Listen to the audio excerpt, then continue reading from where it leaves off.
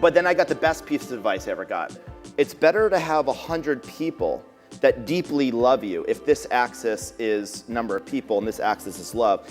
Focus on 100 people that love you, rather than getting 1 million people that kind of like you. And I think this is everyone focuses on scale, but scale requires people to have a deep passion, because if you focus on 100 people who love you, there's two things that happen. The first thing is, how do you know how to make something for 1 million people? I don't know where to start, but if I pick one person in the audience and I study you and I take your journey and say, how do we improve this part of the journey? How do we improve that part of the journey? You can actually do something really personal. And if you design something, keep iterating till they love it. And don't stop improving until that one person loves it. And you're not allowed to get the second person until the first person loves it. And then you get the second person, and you keep iterating until they love it. And then the third person. And what ends up happening is two things. One, you design this perfect experience, which is a different part of your mind than the industrial part of your mind that has to figure out how to scale this. And the second thing is, when people love your service, they become your marketing department. They tell other people. I would say just start making something. I think the problem with entrepreneurship, and it summarized my mom's story, is when you're starting out, the line between being an entrepreneur and being unemployed is kind of in your head. And so you have to be very careful about seeking prestige, because seeking prestige sometimes means you won't get your hands dirty. And if you don't get your hands dirty, you don't actually learn the underlying principles. How do you make something? How do you struggle through something? How do you describe a story? How do you convince someone else? And so I think making something, like a thing for fun, and I think just, the other thing I'd say is, somebody asks, how do you start becoming an entrepreneur? I say you start. You just start. You start. You don't think, you act, you start. Very few entrepreneurs make plans. The business plans expire the moment you do the first thing. And so instead of making plans, I would just make something. And it makes something with the resources you have, with you and your friends, anything. That process of making something is great. And by the way, the other trick I'd say is make something for yourself. Solve your own problem. The first weekend, Joe and I were like, wait a second, let's make a little website so we can rent our apartment and make some extra money. That did not seem like a billion-dollar idea, renting 3 air mattresses in an apartment. And so there's a lot of investors that say we like to invest in big markets. Well, what's the market size for people sleeping on air mattresses? So the problem is that I wouldn't focus on markets, I'd focus on solving a problem for yourself or somebody in your life. It doesn't even have to be a big problem, it could be something kind of fun, and just start doing something.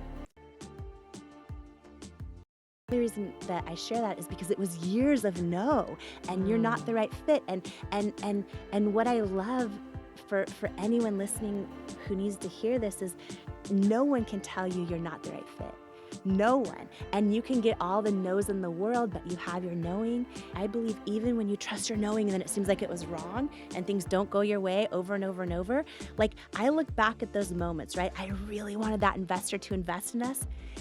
Thank God he didn't. When I say everything's happening for us, what I mean is I was so desperate that if he would have invested in us then, I probably would have given him the majority of the company. By the time, 6 years later, after that day, 6 years later, when L'Oreal bought this little company I started in my living room for $1.2 billion cash, I was the largest shareholder.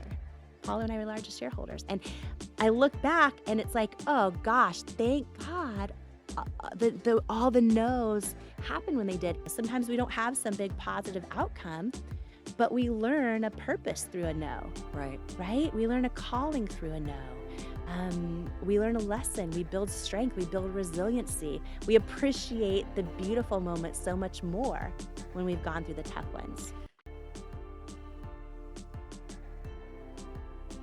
You stay in poverty until you learn all the lessons that poverty has to teach you. And the first lesson of poverty is my fault. That's it. It's my fault that I'm here. The second point that I wanted to make was with regards to employees leveling up. We talked about how you want to network with people above you. You do all the work before the meeting. You do it as though it were a paid project that someone had hired you to do. If you start doing the job that you want while also doing the job that you're paid for, you'll it will become inevitable that you will get that job because you're already doing it. And so if you front the work, if somebody on Andy's team's like, dude, I think we should get on Snapchat, and is like, dude, I already cut up the next 30 days worth of stuff, already did this thing, already did it. There's two things that'll happen. One, I can virtually guarantee you that he'd be like, if you can run it, run it. Either he will give you he'd be like, dude, because of the increase in responsibility, I'll give you the pay bump. Sure. But the smart ones, if you'd be like, no, I'm just here for the brand. Like you can deny, like if you're smart, you'll deny the short-term pay bump and you'll gain the long-term goodwill because he will recognize you as a player. And I'm telling you, this is what the people in the room, like they see each other like, he's a winner. Yeah. Like I already know it. Yeah. Like this is how you do it. This is how you move up. And I love the way you said undeniable, because like one of the other rules of poverty is that no one wants you to be rich. And no one's going to give you their riches. No, yeah, like no one wants you to be rich. Like you have to want to be rich and you have to make it. I mean, this is Steve Martin thing, where it's like you have to be so good that they can't ignore you. That's like, it. And when someone can't ignore you, then they just comply. They're like, you have to gain leverage over other people because of how much better you are at the thing. And then when you have the leverage, you can do whatever you want.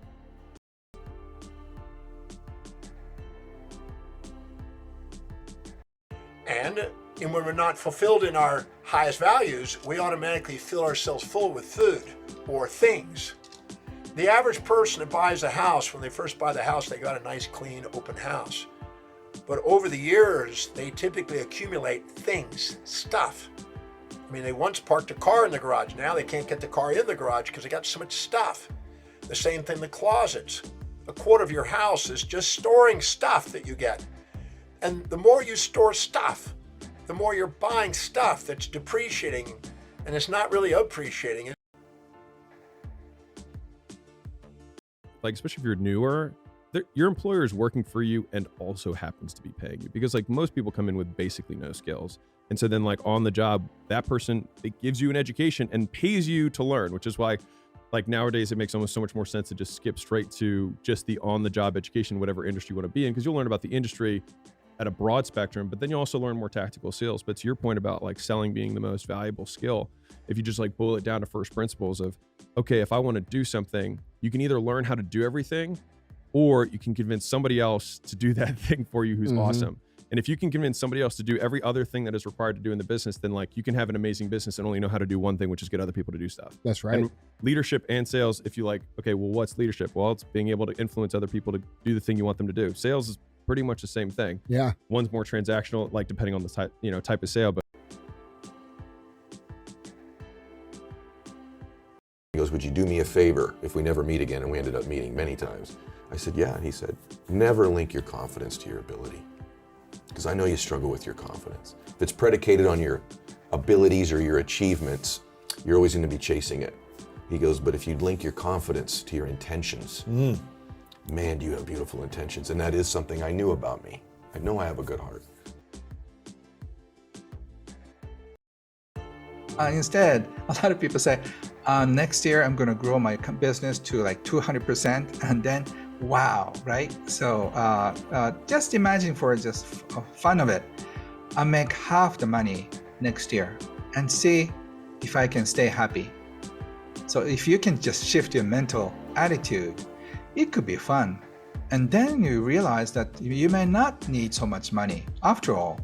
And in fact, people are doing more work and more time consumed by work-related activities. Europe is not as bad as America, but after just spending 4 years for my family, I realized that we are addicted to work. And mostly it's financial needs, but also socially, we are addicted to working so hard.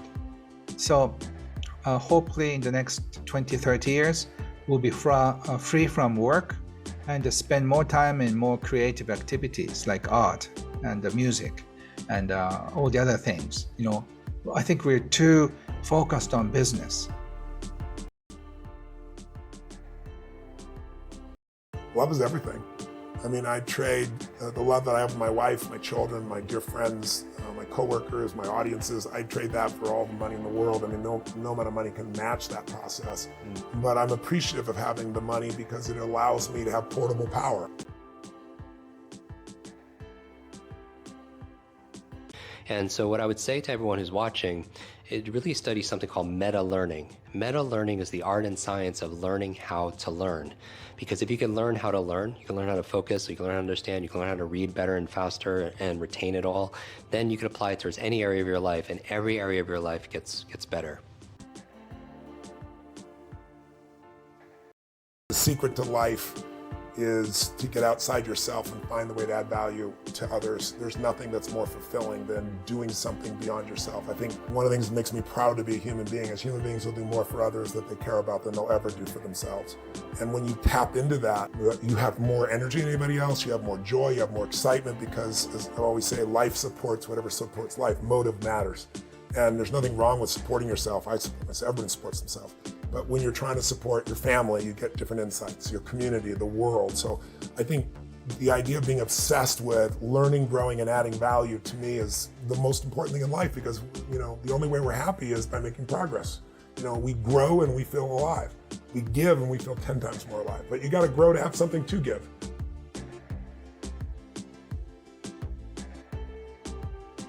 If you're going to be alive and you're not enjoying yourself, you've wasted your life. And it's like every day, the gift is find something to appreciate, something to enjoy, something to love, something to give thanks for, because that sense of aliveness comes from that gratitude, comes from that peace.